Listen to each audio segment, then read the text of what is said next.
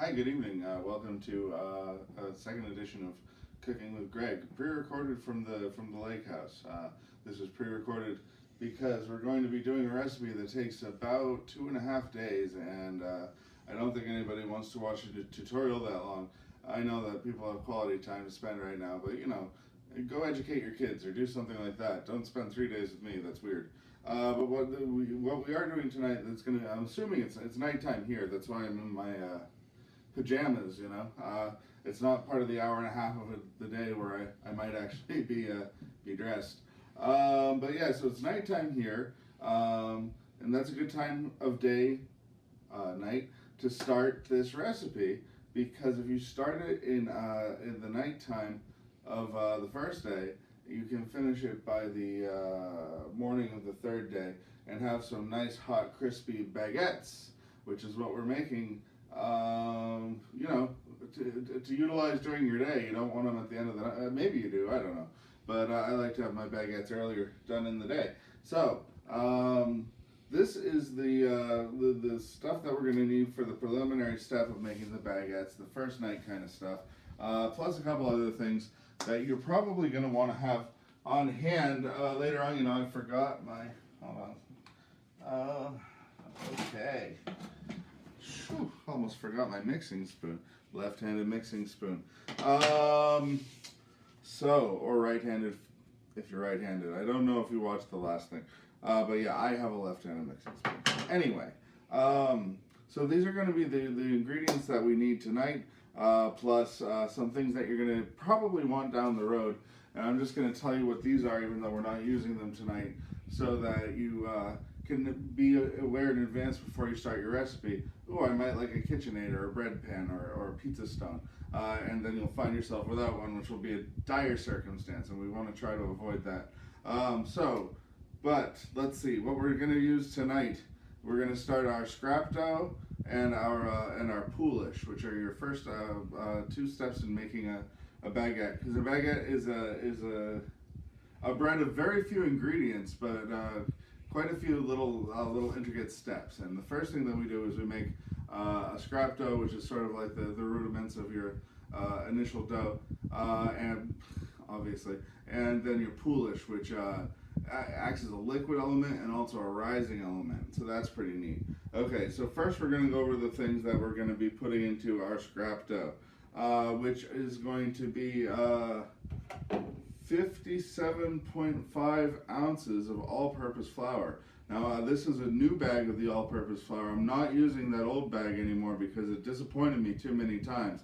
For those of you who didn't know, man, we got some flat bread. Everything you made with that was a flatbread, whether you tried to leaven it or not. So this is a brand new bag of all-purpose flour, and hopefully it'll do its job a little bit better than the last one. And like I said, 57.5 ounces of that. You're also going to want 59, or not ounces, Jesus, that would be a lot. No, grams, excuse me. This is in metric. These are your metric measurements, because baguettes, they don't have a lot of ingredients, but what you use has to be pretty precise. So I like to use grams for that, and for grams you do need probably a kitchen scale, so that you can get those really precise numbers that you need.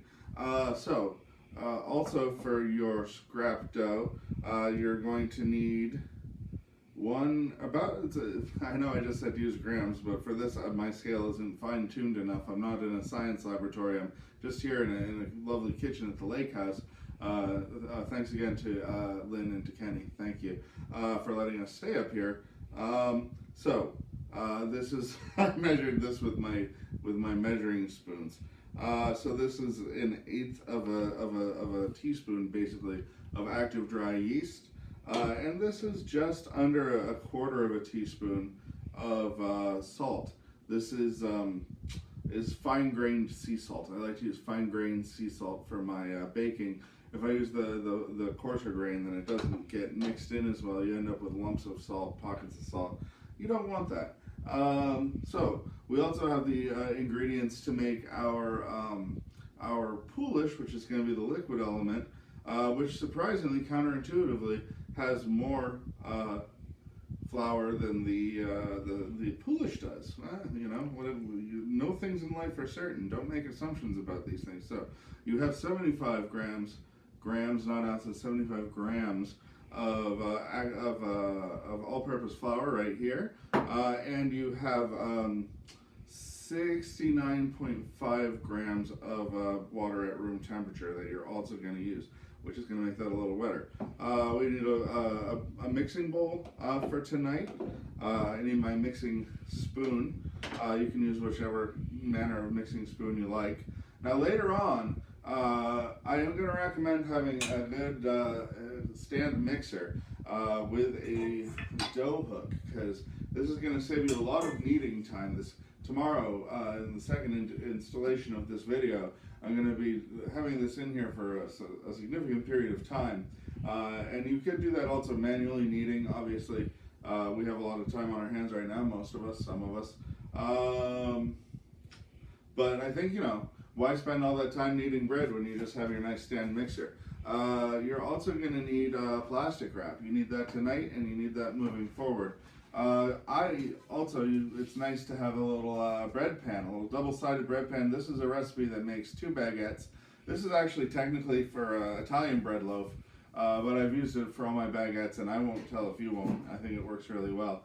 If you don't have that, you could always use some parchment paper, and if you're doing that, then you might want to get one of these long cookie sheets, and you can do some parchment paper and a cookie sheet for some of the aging stuff that we're going to need to do later. Although, if you're like me and you're lucky and you have a pizza or breadstone, you're going to take it off that tin and put it directly onto the parchment paper directly onto this if you use parchment paper, or you can slide your double-sided bread pan right on there. But that's getting a ways down the road. Let's see, we're also going to want a trash bag. For keeping your loaves nice and damp and chill later on. But use a trash bag. I'm not going to be using this one. This is for demonstration purposes only, because this is lavender scented, which is very nice, but not for my baguettes, I don't think. And you're going to need some kind of greasing agent. Not tonight, but frequently down the road. So I like to use olive oil when I'm doing my bread making. You can do what you like. So let's start with making this scrap dough. So I have my mixing bowl right here, all right, and I'm going to take my oh, you know what? Getting ahead of myself. I have my small mixing bowl right here, and I am gonna pour my water that I have some room temperature water set aside for the scrap dough. I'm gonna pour it right in here, and I am going to add in the active dry yeast. And once that active dry yeast is added in, I'm going to give it a little stir. And I'll give it a minute just so the yeast can wake up a little bit and start doing some work and getting mixed in with the water and being cloudy. We're going to set that aside for right now. All right, just, you know, the yeast stirred into the water, nice and cloudy there. It's going to get cloudier still as it sits. And I am going to start putting together my dry ingredients, which are, in this case, just the flour, the 57.5 grams of flour, I believe. Throw that right in there. And my salt, all right, just my little less than a quarter of a teaspoon of salt. Okay, get that all right in there. And I am going to mix it together. All pretty simple stuff right now, yeah. So you get that nice and mixed together. And there you go. And just kind of wait for this yeast and water mixture to activate, and get ready for some delicious bread. This makes a really nice crusty baguette. It's the best recipe I've used. It does take about 2.5 days. So you know, if you're rushing out, if you're I don't know, an emergency worker or something like that, maybe not the best recipe for you to try out right now. But for the rest of us, why not make something that takes up a little time. I will say that your 75 grams of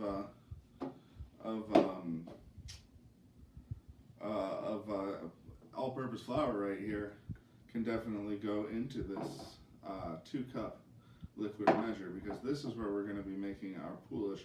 We may as well just pour that in so we don't forget later on while we're waiting for this, because why waste steps? In real life, this would be where you could go and wash those dishes and wait a little while. There's going to be a cut right here. I'm going to be right back with you when this yeast and water mixture is ready. Okay, how was that jump for you? Was it abrupt and jarring? It certainly was for me, but hey, look, my workspace is cleared off just down to the essentials of what we need here through our high production value television magic. All right, so my water's nice and murky. It's probably been about 5 minutes. It hasn't been that long. So let your water just get kind of murky for about 5 minutes, and then you want to stir it all together. And then now you're gonna have all this nice cloudy yeast water, and this is the yeast that went into that water is half of the yeast you're going to use for this whole recipe, because this is a yeasted bread, but it's a lightly yeasted bread, and it does use some fermentation principles, which is why we make the poolish the night before. This is a very slow rise. You can probably, I've seen more heavily yeasted baguettes made in a day or so, but I really don't think that they get the airy inside and delicious crisp outside of a slow-made, very simple, low yeast French baguette. Ooh la la, as Joe DeForest would say. That's my father-in-law, and trying out the catchphrase. Oh la la.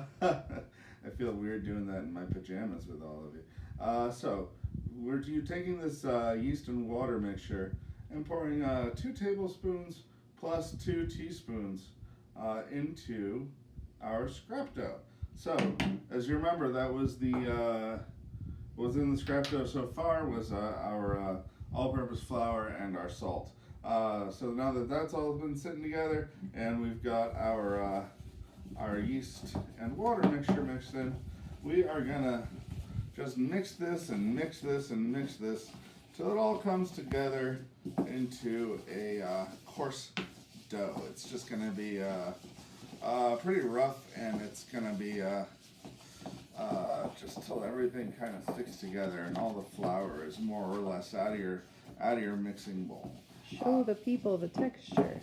The texture right now just looks kind of like scraps of sand, but it will come together a little bit more than this, or it certainly should. It's generally, this is about 5 minutes of mixing, and I do that with my spoon, obviously not in the mixer. 5 minutes isn't so bad, and it is starting to come together a little bit more. You'll see as we stir. And this is just going to be a very small amount. It's not a lot. Ooh, look at the way that's incorporating now. See that? Bet you didn't think it was going to come together. But I know what I'm doing. I've done this 3 times. I think this is the 4th. So hopefully they come out. The last 3 batches have all been pretty good. None of them have been perfect. This isn't the time for perfection. We're just doing the best that we can. It says 5 minutes, but I always feel like that's at a leisurely rate. So I would say that when it all pretty much comes together and forms a rough dough that's a little bit sticky, and I think the baking term is a shaggy dough.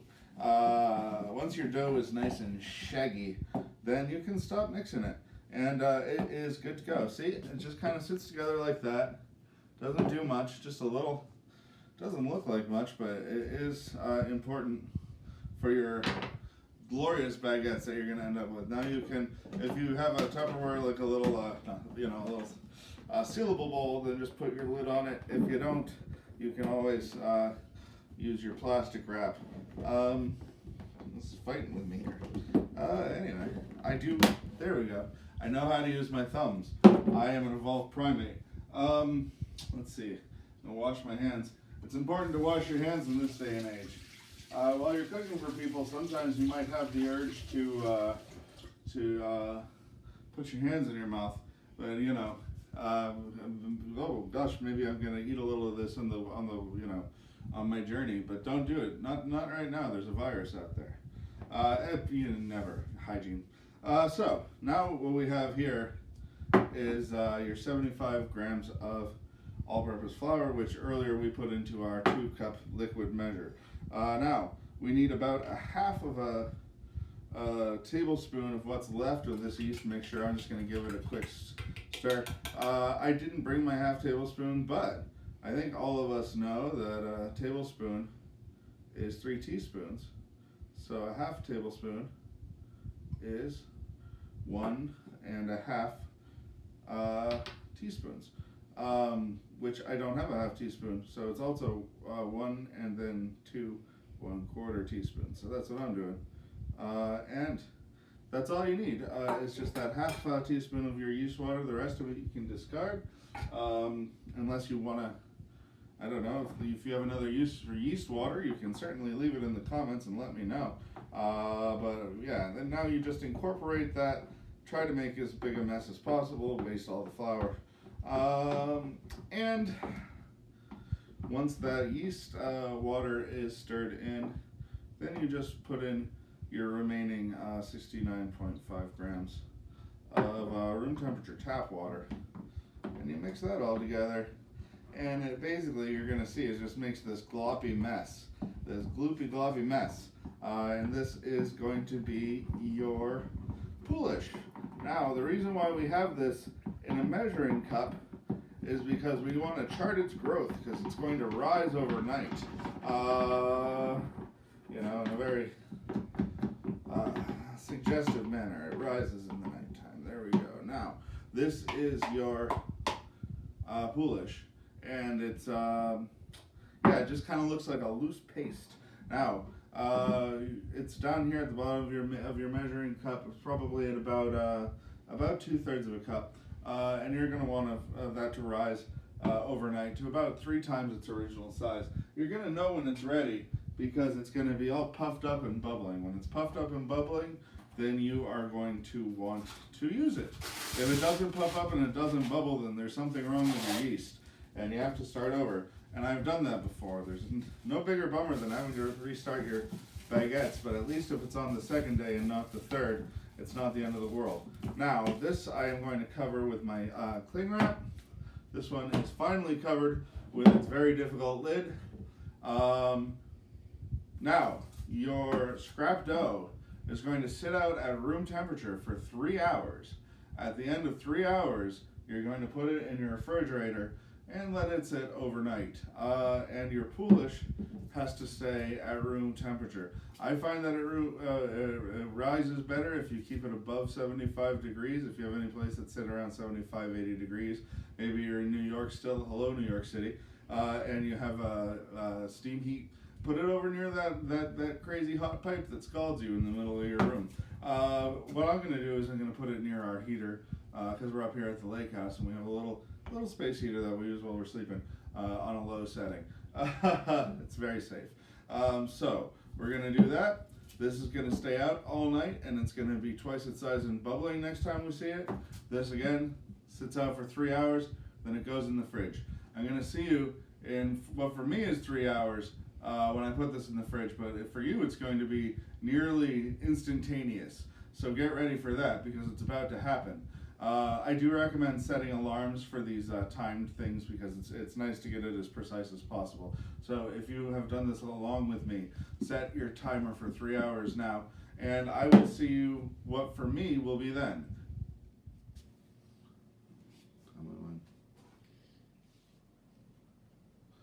Okay, it's been 3 hours. The alarm has gone off. I got out of bed to put this in the refrigerator. This is the scrap dough. The poolish is upstairs near my heater, just starting to bubble. Lily was kind enough to get out of bed to film this, which is just me putting scrap dough in the refrigerator. So thank you, Lily, for getting out of bed. Now here comes there we go. That's the big moment. Did you get it? All right, great. So that's it. Now go to bed. I'll see you in the morning, or you're awake. You can do what you want, but I will be back in the morning to work on this bread a little bit more. Thank you. Okay, welcome to day 2 of the Baguettes tutorial from Cooking with Greg, here live from or pre-recorded, excuse me, from the lovely lake house. Thanks again to Lynn and to Kenny for putting us up here. So, overnight, your poolish should have risen, hopefully in a warm area. Mine might have over-risen a little bit. We're going to find out, but hopefully this will work out. It should still be usable.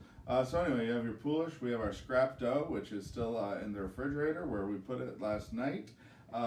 Today we have ingredients. These are the rest of the ingredients that you're going to need for the baguette.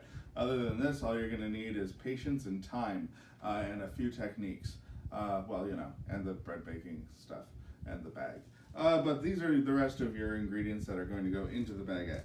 All right, so we have 170 grams of all-purpose flour. This is the rest of the flour you're going to need. It's not a lot in the entire recipe. You're going to get 2 beautiful baguettes out of this. This is about a teaspoon of the fine grain sea salt there. Another 1/8 of a teaspoon of your active dry yeast. And this is 90 grams of room temperature water. All right, so the first thing we're going to do is take our mixing bowl from our stand mixer here today. We're going to use the stand mixer, and we're going to put that the flour right in there. Okay, get that in there, and we're going to mix in the yeast. We're going to let the yeast and the flour get all mixed in together before we add anything else. You know, especially in ingredients with salt. You want to get your yeast started up nicely before you add any salt, because salt kills yeast.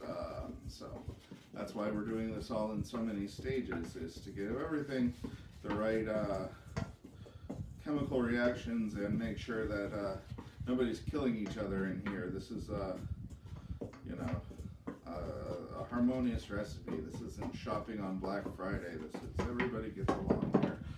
So this is nice mixed together, okay, just the yeast and the flour, that's all that's in there. Now you're going to take your poolish, which has risen and bubbled. You can see mine definitely bubbled up. It collapsed a little bit, which gives me some concern, but we're going to go for this anyway, and if this doesn't work out, hey, it's pre-recorded. You'll never know. So you throw in your 90 grams of room temperature water to loosen up the poolish and get all that good stuff, the yeast and flour mixture from the night before. And you'll notice how much it foamed up, which was pretty crazy, right? Considering there was only a half a tablespoon of that yeast and water mixture in there. And that yeast and water mixture only had 1/8 of a teaspoon of yeast. So that's a minuscule amount of yeast, creating quite a bit of bubbles because it was given some time and some heat. And you just want to pour that your poolish right in there with your flour and your other yeast.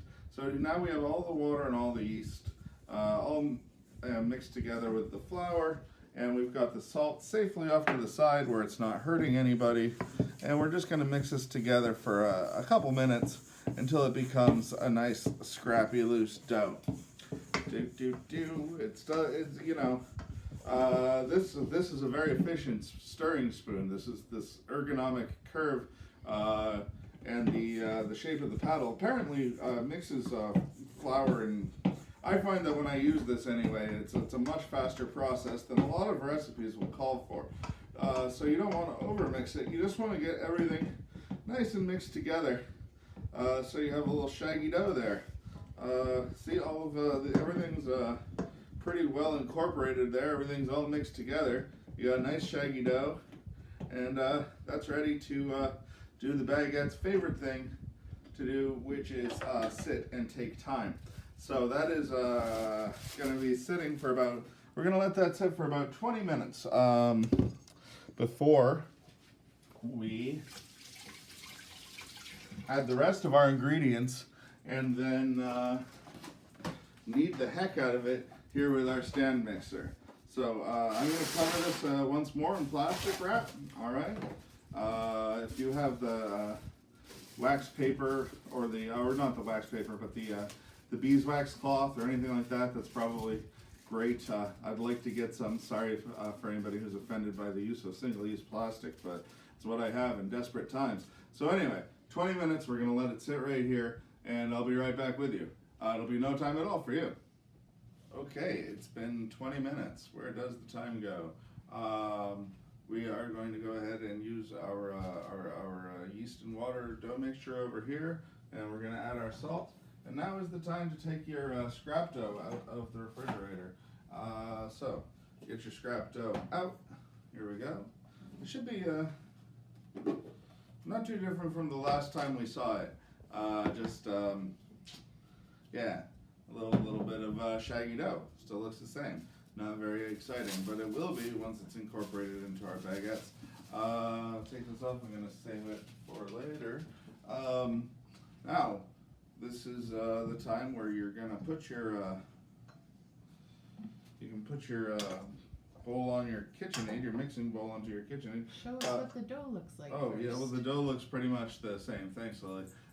It's just basically given all the yeast time to sit in with the dough. It hasn't really risen. Rising takes quite a while with this, but it has had long enough so that the yeast has come to life and is active and isn't just going to be killed now that we're putting the salt in there, which is a nice thing if you happen to be yeast. This is not my normal KitchenAid. I have a different model, which we left in Queens.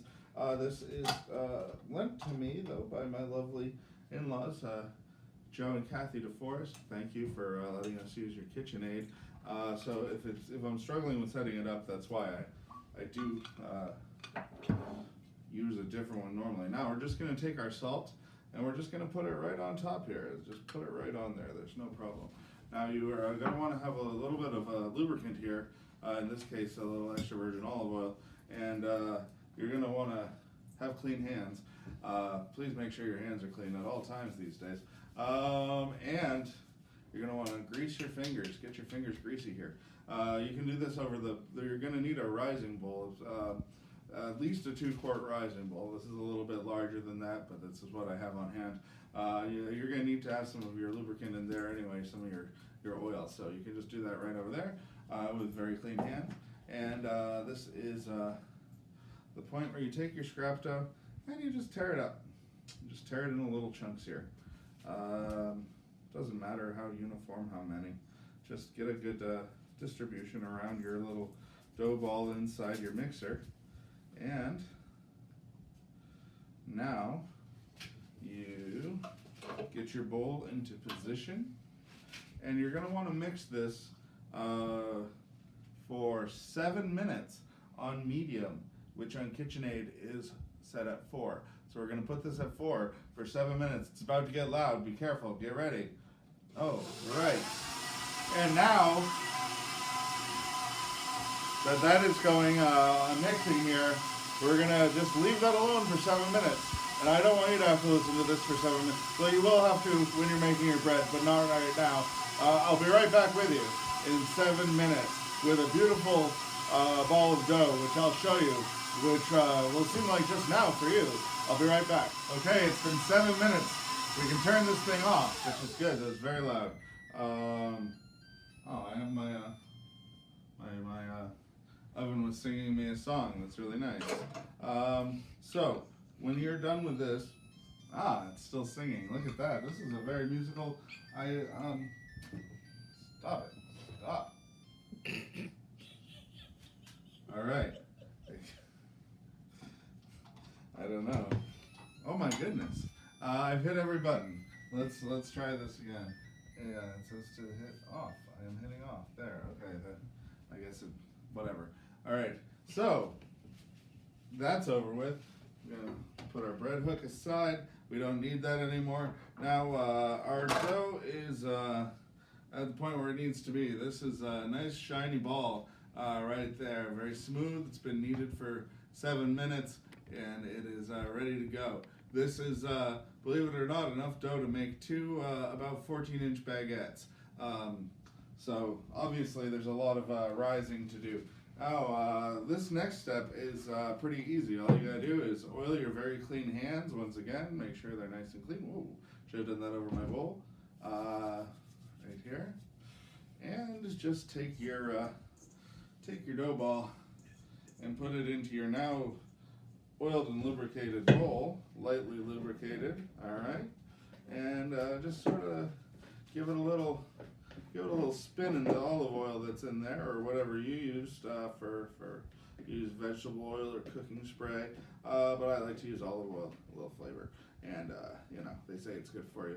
The Mediterranean diet and whatnot. So you have now a little greasy ball, and we are going to do the most important thing for a baguette, which is give it some time.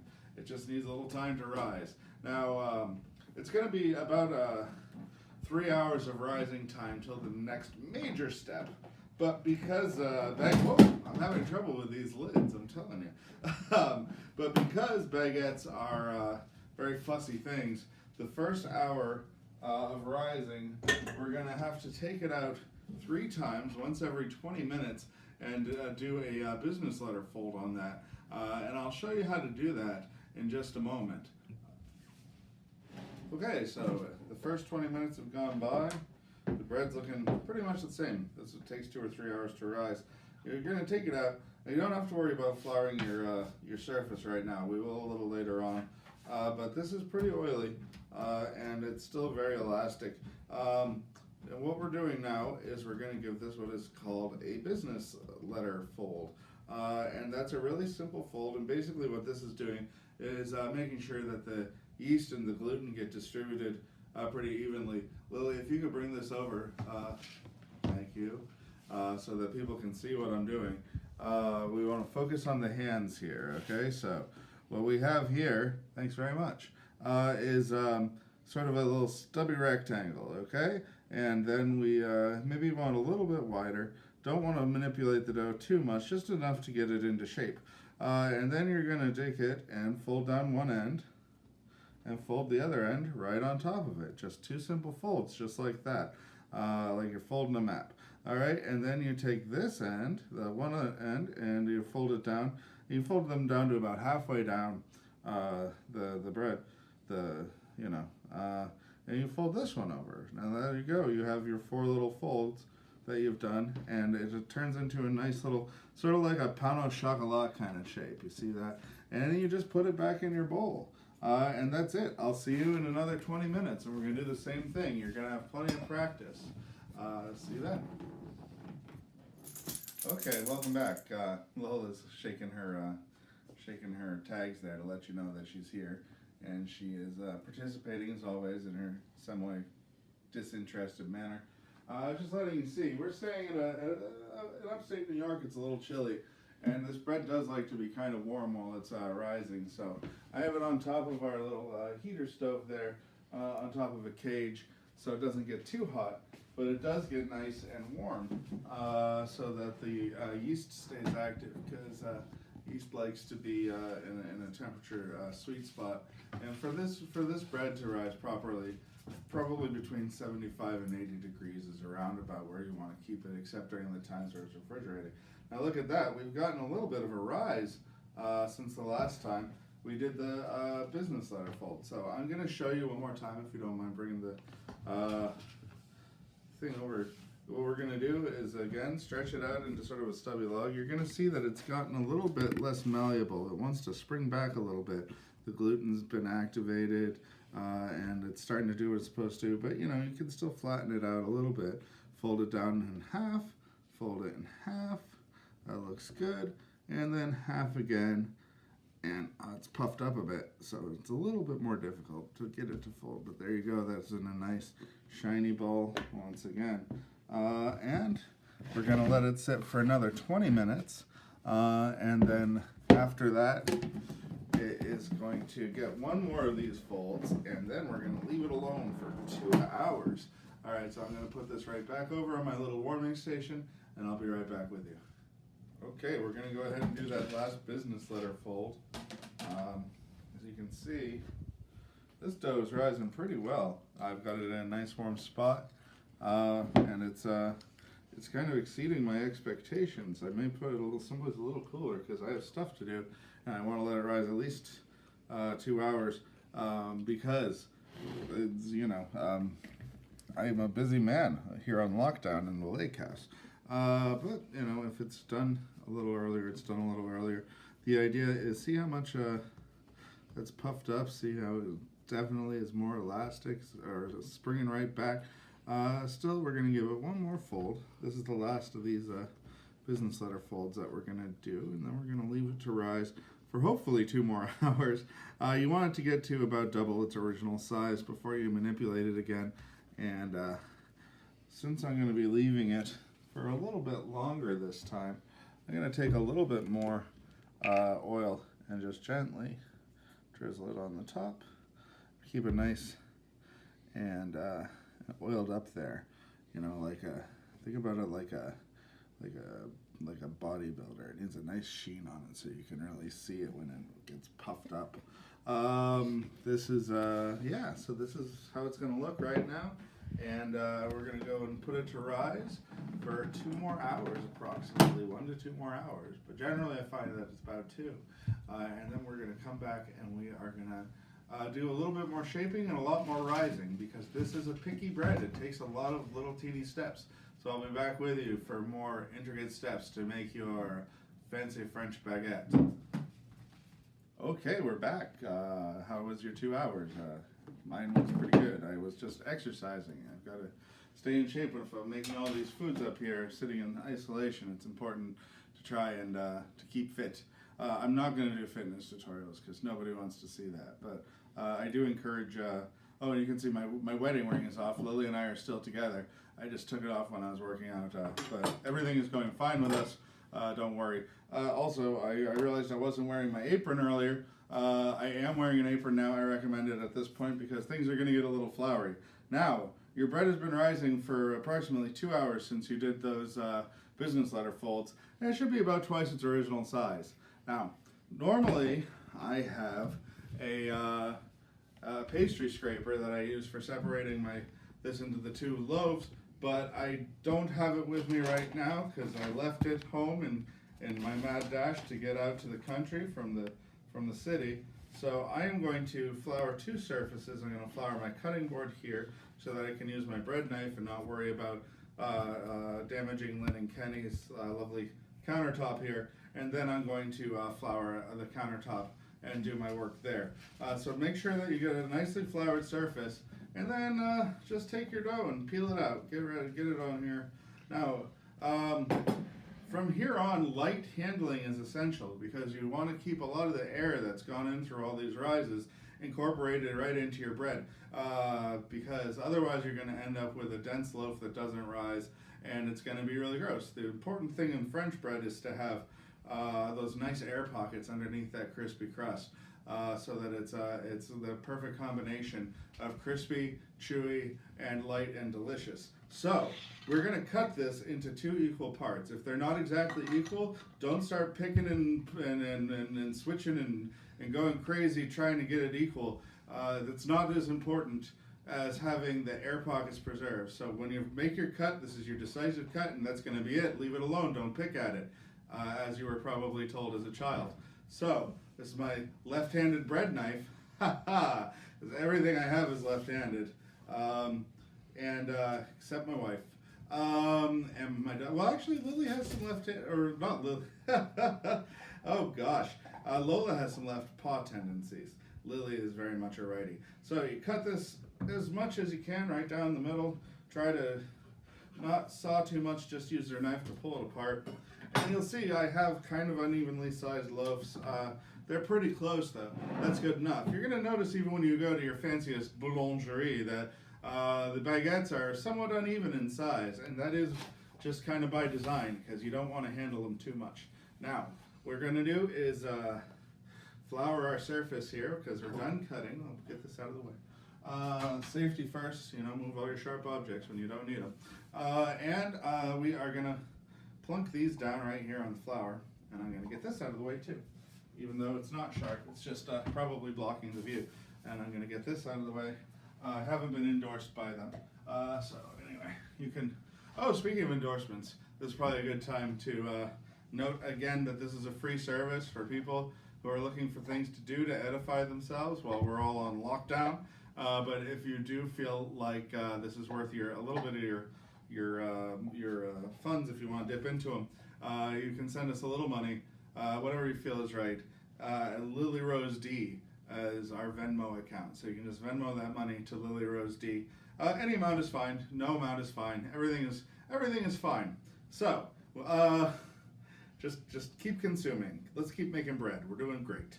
So what we're gonna do is we're gonna hear Lily. You're gonna want to bring this over because people want to see this, I imagine.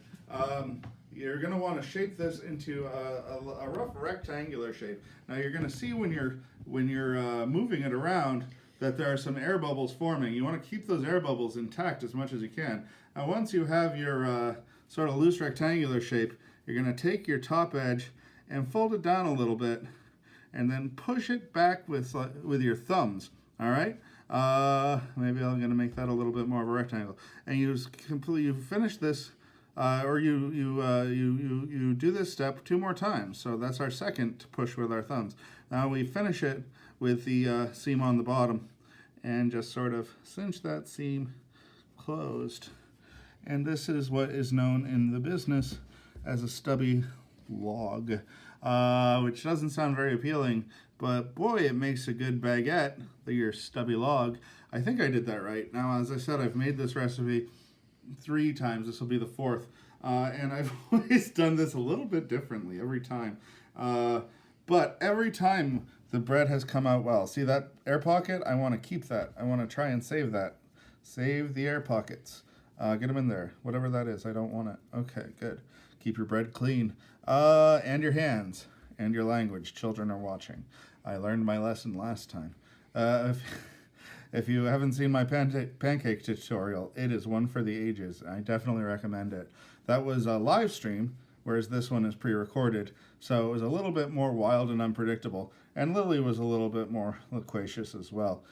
She's doing great camera work for us today, though, and I don't want to break her. She just stuck her tongue out at me, which is why I'm laughing. I'm not just demented. So there's my second double log. That would be a log that is into reggae. Okay, so I got my 2 stubby logs, and guess what we're gonna do now? We're gonna cover these with some greased plastic wrap. Grease up your plastic wrap with in my case, I'm using my olive oil, and you can use cooking spray, but olive oil is nice. I like it, nice flavor. Gives a nice shine to everything.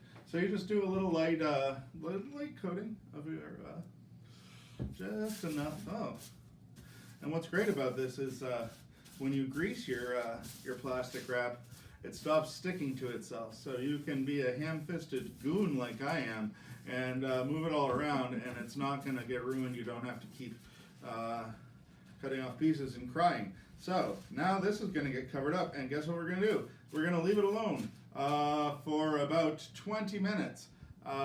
Yeah, this is just a waiting game. We're going to do one more thing, and then we're just going to wait even longer. So I hope you have some activities, some things to do in the meantime. If you want to go online and do something, I do a mean game of cribbage also. I don't know. It's good in isolation. You're up here at the lake. Anyway, I'm going to let these rest. I'll be back with my apron and my bread in about 20 minutes. Okay, I'm back. Lily and I are back. I have my shoes on now, if I seem that much taller, because we just took Lola for a nice little walk out in the country. It was a very short walk on account of my gimpy leg, but we did have a nice time. And then I took my own suggestion from earlier, and we started a nice game of cribbage. Anyway, it was actually about a half hour. I know I've been saying 20 minutes, but a half hour ended up being the right amount of time for us. I'm taking this plastic wrap off, and I'm reserving this because we're going to be using that later. a couple more times. And now what I'm going to do is the second to last step in shaping the baguettes. So we've got our stubby logs, and we're going to try and gently pat them out and reshape them till they're about 5 by 8 inch rectangle. Although you're trying not to lose your bubbles, so you got to kind of be gentle with it. And if it's not exactly 5 by 8 inches, that's not hurting anybody either. I think mine end up usually being more like 3 by 10 or something. But as I said, the baguettes have come out well heretofore, so I don't think it's going to be a big issue. And if it is, then you're never going to see this because it's pre-recorded. And I'll just have to make the whole things over again. But what else am I doing? Because there's very little flour, very little yeast involved in this, and just a bunch of time. And that's all I have. So this is my rectangle. It's not quite 5, it's maybe 3 inches, but whatever. This is going to be fine, I think.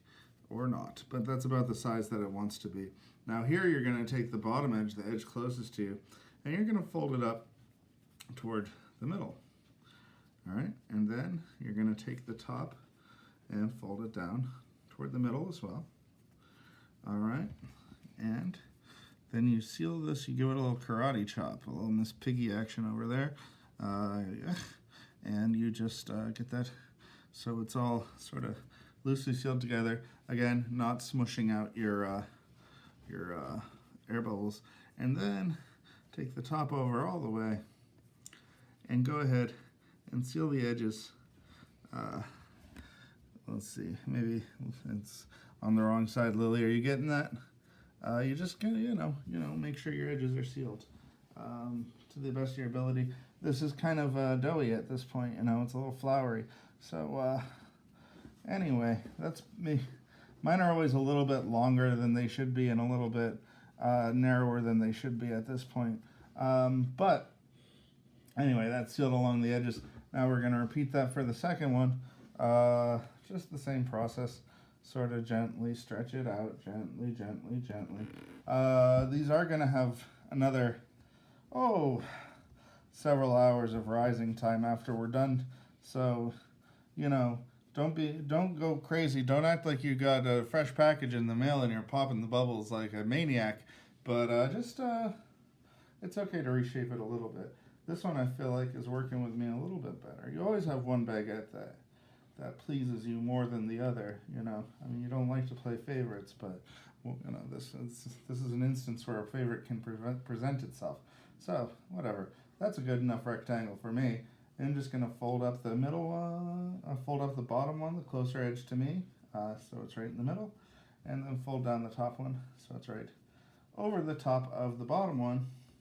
Get a nice seam there, nice and even, and give it a nice little bit of shiatsu, give it some love. And then you fold the top over once more, and you see I have my ring back on. I went and retrieved it. Lily allowed me to put it back on, and we're still married. Hooray! It's a wonderful thing for, I just lost an air bubble. That was an air bubble, that little squeak. That was not coming from me. Although probably would have been better for the bread had it been my own emission. Now, what we're going to do, these are a little bit, looks like a sea slug. A little sea slug here. That's what a little wrinkly guy. Later on, we're gonna let these sit one more time. I'm just gonna take my my plastic wrap, and I'm gonna add a little bit more oil to it. Keep it nice and greasy.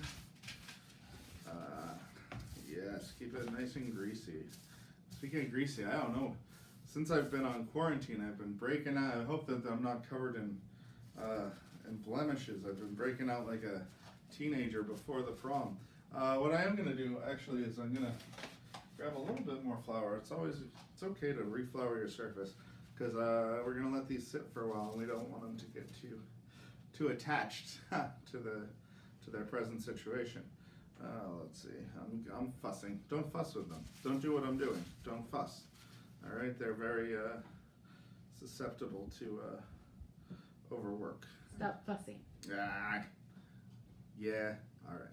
So, now those are reworked. I got my new greasy sheet, and I'm going to put this here, and I'm going to let them rest until they're nice and elastic again, which will be about a half hour to 45 minutes. And given the current temperature in here, I'd say it'd probably be closer to about 45 minutes. Then we're going to stretch them into their final shape, and we're going to put them into their baguette pan, or my Italian loaf pan. Don't tell them.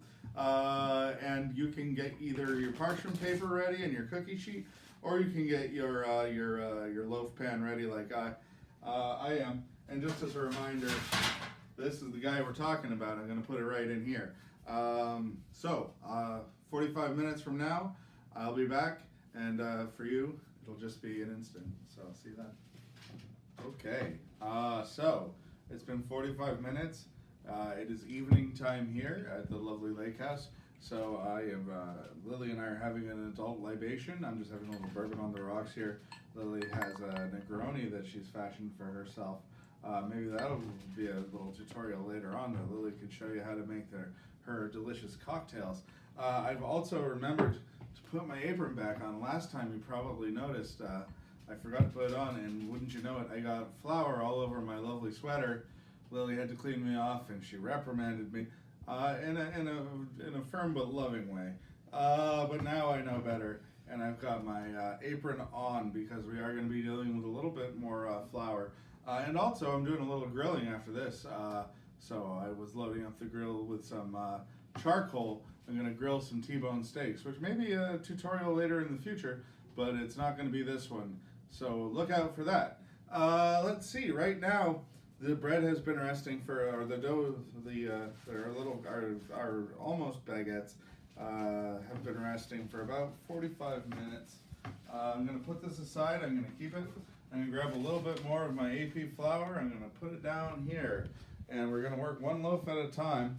Now this is when you're going to need your bread pan. And look at this. I found some trash bags that are not scented like lavender. In fact, this is compostable, so that's great. Lynn and Kenny, very environmentally minded people, and that's wonderful. And this makes me feel a little less guilty about the plastic wrap I've been using. So a nice compostable trash bag, or whatever trash bag, just as long as it's large enough to cover your bread and your bread pans. So this is about a 14-inch bread pan. We're going to make the baguettes length to just about fill this up. If it just about fills this up, but later on it might rise a little bit longer and go a little over the edges. It might droop over. That's okay. You can have a little droopy end on your baguette. But anyway, these have been sitting for about 45 minutes now, and they are nice and elastic. They're ready to go. And we're just going to gently sort of roll and shape them out till they're about the length of the bread pan.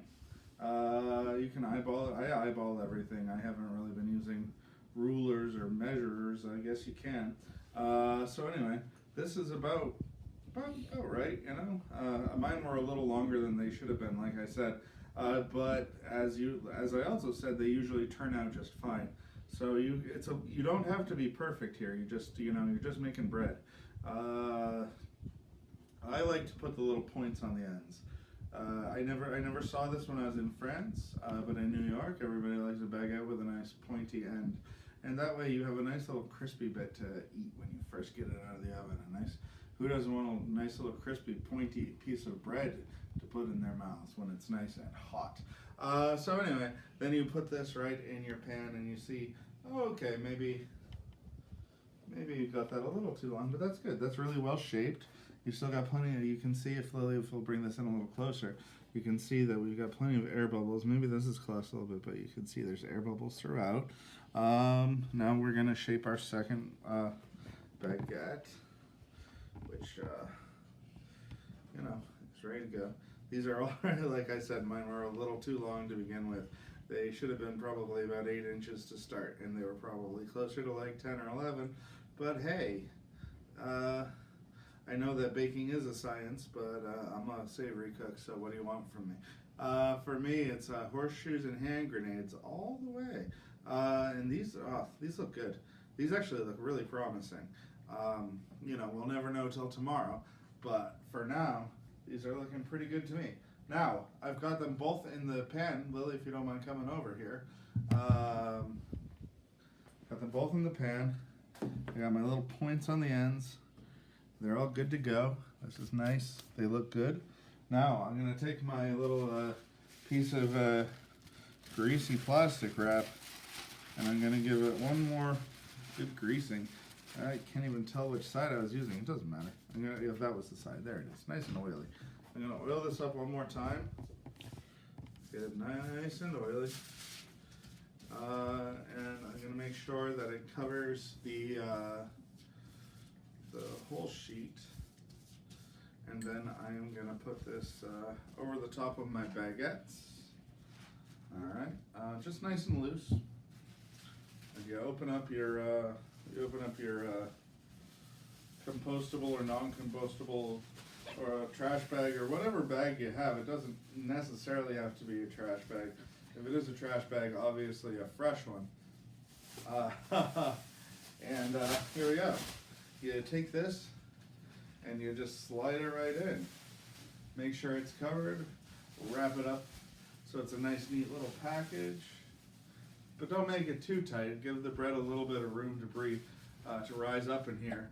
Obviously, you can't breathe inside of a trash bag. All you kids who are watching at home, that's dangerous. Don't do it.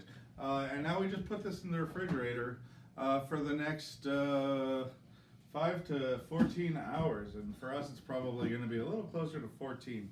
I like to give it plenty of time to sit and get ready. Now we're going to tomorrow we're going to take it out for the final rise. We're going to heat up the oven with the breadstone. We're going to put it in. We're going to bake it, and by late tomorrow morning, early tomorrow afternoon for us, or for you right after this next edit, we're going to be pretty close to having some beautiful, delicious baguettes, homemade, so easy, and really delicious, really, really, really good. Just, well, they should be. We're going to find out together. Cheers. I'll see you tomorrow. Okay, welcome to what for us is now day 3 of Cooking with Greg Baguettes tutorial from the lovely lake house. Today is the exciting day. This is the day where it all happens. This is the day where we are going to bake the bread and eat it. It's going to be delicious. But we're not going to bake it yet. No, that would be too easy. This is a fussy bread, and it takes time. Now this has been sitting in the refrigerator overnight, probably about 15 hours, which is a little longer than I said, but you know, I had more than one libation last night, turns out, and I just got up and I took a shower to look presentable for you, but it's been a long morning. Anyway, here are our baguettes. They are about the same as we last saw them, but they've been sitting in the refrigerator, and everybody's been getting to know each other, and all the gluten's in the right place and all the yeast is in the right place. Now we've got to take them out for their final rise, which is going to take about an hour and a half. I like to put them right next to the stove so they get a little warmth. You can take them out of the bag, but leave the plastic wrap on top of them so that they don't dry out. And now you're going to take your oven and just put it on bake and 450 degrees. You want to preheat your oven at least an hour before you start your bake, because you want your oven nice and hot. And I like to just do it the whole time the bread is rising. You want to put your pizza stone or your bread stone in the oven. In the bottom third, I put it on the lower shelf. You want a little room underneath because you're going to put a skillet in there or a baking sheet. I'm just going to go ahead and throw my skillet right in there. And that's going to go I'm going to set it a little bit off to the side, because when I put the bread in there, I'm going to throw in a half a cup of ice to make it nice and steamy in the oven, because this crusty bread likes a nice steamy oven. They like to get a little sweat going. And you're going to find that that's really going to help with the texture of your bread. Okay, so this is going to go on for an hour and a half. I'll see you then. Okay, this is the moment we've been waiting for. Take off this plastic here and look at your baguettes. Did they rise? Mine did. That's a nice rise on those, actually. Those are nice. See, it's all puffed up. This one's very even. This one is going to be for sandwiches. This one has a little bit of an indent there, but you'll probably notice when you buy your baguettes down at your fancy French bakery that a lot of them are a little bit irregular in that same way. Now, I know you're excited to put these in the oven, but you can't yet. There's still one more fussy little step. We have to let these sit for 5 minutes without the plastic on them, so that the dough dries out a little bit and it's easier for slashing. So when we come back, you're going to want to have a sharp knife. I had one, but I think Lily put it away. So I'm going to get my sharp knife, or you can use a razor blade. Go get some kind of sharp implement. Be careful, and I'll see you in 5 minutes. All right, well, that was a quick little 5 minutes. Now these have dried out a little bit, and we're ready to do our slashing. I have to admit, I'm not the world's greatest bread slasher. I've been working on different techniques and different implements. I'm going to start off by trying to use my paring knife, left-handed paring knife, and I have just honed this on my honing rod, so it should be pretty sharp. And we're just going to make a few diagonal slashes down the bread, give it those nice little lines, give it a little room to expand. Oh, that's actually not bad. Okay, good. You can use a razor blade for this. You can use a sharp bread knife. Don't judge me. It's the best I can do. You don't want to slash too hard and get rid of all your nice bubbles. Those will be okay. That one maybe needs a little work. What can you do? It's life. Life is not perfect. I'm going to switch over to my right hand here, because like most left-handed people, I'm forced by the world to be somewhat ambidextrous. It's not easy out there for those of us who are different. Let's see. Okay. So those are, for me, I feel like pretty good slashes. For you, if you're an expert bread slasher, you might be looking at those and say, why am I taking this tutorial from this guy? I thought he was a bread baker. And again, I'm not a bread baker for a living, by trade. I am an unemployed sommelier. So keep that in mind. Now, we have, I was jumping the gun. I have a half a cup of ice that I'm going to put into my hot skillet at the bottom of the oven. Okay, that's sizzling away. Ooh, that's a smoky pizza stone. Oh my God. Well, glad I don't wear contacts. I'd be blind right now. Now it comes the moment we're waiting for. We put these in our 450-degree oven onto the pizza stone, which is right on our bottom shelf there. We got the humidity in there. The ice is bubbling away. You can hear it, or I can. I don't know if you can at home. I usually set these for 10 minutes and then I give them a turn and cook them for 10 more minutes. That's in my oven at home, which is a smaller gas oven and tends to run pretty hot. So we're just going to check this again in 10 minutes and give it the old eyeball, and we're going to see how it looks. And if it looks like it's ready to turn, we're going to turn it around once and then cook it for another 10 minutes, and then it should be done. I like my baguettes a little bit light. I'm a dark pancakes, light baguette kind of guy. Some people like a really nice, like deep chestnut color. I like a nice golden brown. So that's what we're aiming for today. We'll see how it goes. I'll see you in 10 minutes when we turn the bread. Okay, I'm back at the steamy, smoky oven. I've got my oven mitt, and I just had a little peek. It looks like these are ready to turn. And you're going to want to do this as quickly as possible. So that you don't let all your steam out and you don't let all your heat out. But I'll let a little out of mine because I'm doing a real bad job turning them. And you can take a look, those are starting to get real nice and crusty and a beautiful golden color. I think that, I might, for me, like I said, I like them a little lighter, so I might check them again in 5 minutes and go from there. It's always good to kind of go on the fly with your cooking time, because ovens all cook differently, unless you really know how your oven bakes. Check in on it every now and then. I'll be back in 5 minutes to see if these are almost ready for the final step. Okay, well, I lied to you. It hasn't been 5 minutes. It was actually 6. I thought they needed another minute. I had set my alarm accidentally for 5 hours instead of 5 minutes, which is, you can't just let your alarms dictate your life. You still have to be vigilant while you're cooking. Now, this is the final important step. You're going to turn off your oven, all right, as you're done with your heat, but you want to leave the bread in the nice steamy air while letting a little heat out. So just stick a little oven spoon, or a wooden spoon, kitchen spoon, not an oven spoon. It is an oven spoon in this application, but not normally. But you just put it right here in the door so that it's open a crack, and set your alarm for 5 friggin' minutes this time, not 5 hours. And we'll be back in 5 minutes to see what we got here. I'm very excited. I hope you are. My lovely melodious timer just went off, which means it's been. Oh, there it goes again. Let's turn that off. Thought I figured out how to do that. Let's see what we got. Oh my goodness, these are so beautiful. Let's see. Oh, those are nice. Those are. I mean, I'm talking about my own work here, but hey, I was a little worried because, as I said, this is only the 4th time I've done this.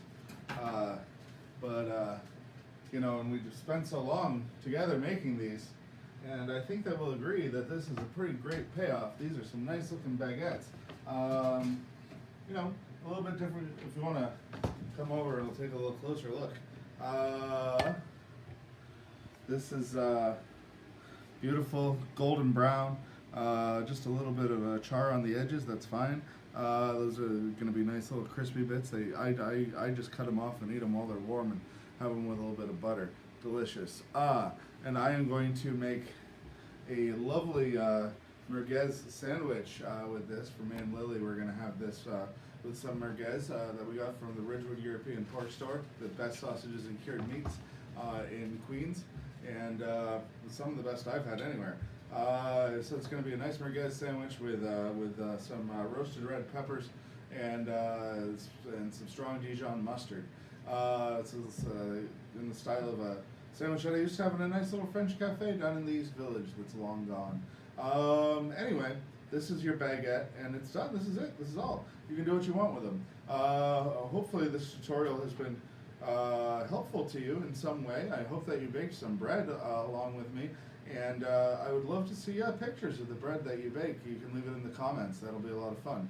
Hey, it's an interactive activity. Listen, I don't know if you can hear that, but that nice crispy crunch. That means that you have a good crust on your baguette, and the texture is nice and soft in the middle. Oh, that's hot. Well, I wouldn't squeeze it yet, but I just wanted to do that for effect. I like to.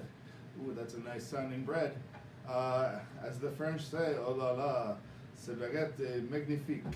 Also, ces baguettes sont magnifiques, because there's 2 of them. One of these is going to Joe and Kathy, my lovely in-laws, and the other one is going to be consumed by me and Lily, Lily and me, and but we'll be thinking about all of you while we're doing them. Thanks a lot. Enjoy your bread. Bon appetit. That's it. That's all. Me Bye. Again. Surprise. I just figured I'd do a little epilogue for those of you who might want to see what I did with my baguette. Check out that sandwich I was talking about. So this is the merguez sandwich, the merguez from Ridgewood European Pork Store. Best sausages in the business. And just a little bit of roasted red pepper and some strong Dijon mustard. If you want to take a look, you see how nice and bubbly, evenly distributed all the bubbles are in that bread. That's what you're looking for. Great crunch. Those are probably the best baguettes I made. So, hey, that's a fortunate thing. I hope yours came out the same. Enjoying it with some Cella Vert. And I'm here with Lily. We're about to have our dinner. Cheers, Lily. And we're going to enjoy that with a little bit of this Daniel Boulon Cherub Châtenay, that's the Ludi, Cru Beaujolais Gamay from France, 2018. Recent vintage, but it should be nice. It's sort of you can't go wrong with Gamay for the French Parisian sort of cafe vibe, although in a French bistro or cafe, it probably would have been a Bruy or a Côte de Bruy, but I think Cherub will do in a pinch. Anyway, the wine's another lesson. We're going to do one of those soon. I'm going to eat now. I hope your bread came out well. Bon appetit. Cheers.